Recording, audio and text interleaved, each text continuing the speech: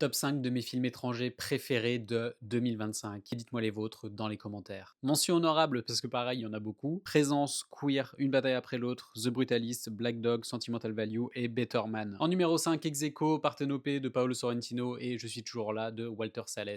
Deux films qui ont véritablement marqué mon année. Partenopé pour sa manière de dresser avec authenticité et justesse des personnages parfois exubérants, parfois moins, tout en restant ancré dans un lieu qu'il sublime grâce à sa photographie. Et Je suis toujours là pour l'authenticité de son histoire, celle d'un père disparu et celle d'une famille qui va tout faire pour le retrouver et surtout obtenir des réponses à leurs questions. En numéro 4, Mémoire d'un escargot d'Adam Scott. Il fallait un film d'animation en stop, évidemment. Mémoire d'un escargot a signé ma plus grande chialade de l'année. Film d'animation à la fois plein d'espoir et terriblement triste qui parle de deuil et de séparation. Ça fonctionne sur moi, j'ai adoré ce film, c'était puissant, c'était beau, c'était merveilleux. En numéro 3, La voix de Indra Jab de Kauter Benania. Film bouleversant, film qu'il faut voir absolument, film tiré d'une histoire vraie, c'est d'une fillette de 6 ans coincée à Gaza et en contact avec le Croissant Rouge. C'est un film qui se déroule dans un centre d'appel et qui utilise les véritables audios de Indra Jab et alterne entre la reconstitution et la réalité. La voix de cette fillette devient donc la voix de milliers d'enfants qui sont pris au piège. Le parti pris a été beaucoup critiqué, moi je l'ai trouvé absolument nécessaire parce qu'il faut confronter le spectateur à cette réalité et il n'y a pas meilleur moyen de le faire. En numéro 2, Ex Aequo, Bugonia de Yorgos Lanthimos et Sinners de Ryan Coogler. Deux grands crus de cette année. Bugonia, c'est vraiment le Yorgos Lanthimos que j'aime, c'est une écriture très maligne, c'est une mise en scène toujours imparable, et beaucoup moins démonstratif que dans ses autres films, mais beaucoup plus ancré dans le réel, où on va suivre deux cousins complotistes qui vont kidnapper la PDG d'un grand groupe pharmaceutique parce qu'ils pensent qu'elle est une extraterrestre. C'est extrêmement bien écrit, c'est inattendu, Jesse Plemons et Emma Stone sont vraiment au sommet de leur art, vraiment les meilleurs acteurs depuis très très très longtemps. Et Sinners, pareil, j'ai adoré ce film, il y a des scènes qui sont d'une beauté, d'une grâce vraiment